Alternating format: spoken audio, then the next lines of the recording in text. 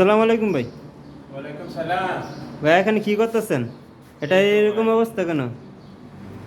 ভাই আর কি করবো, ওই যে সুরে চুরি করছে, আমাদের জন্য কাজ বাড়াইছে, এটা আবার কাজ করতেছি।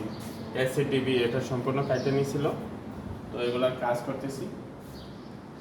এই যে এলসিবি ফিটিং করলাম, এই জায়গায় আরেক লাইন এলসিবি আসবে, এই জায়গায় ব্রাকার আসবে, ওইদিকেও ব্রাকার আসবে, সবগুলা রেডি করতেছি আর কি।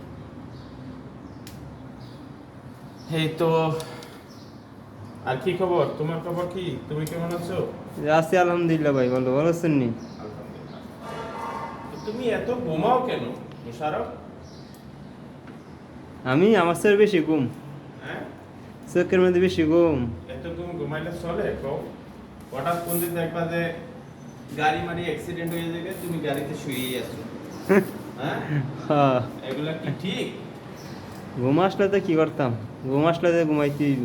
এত ঘুমানো ভালো না, না এগুলা সমস্যা নিয়ে আসবে, এগুলা অনেক সমস্যা আসবে মোশারফ।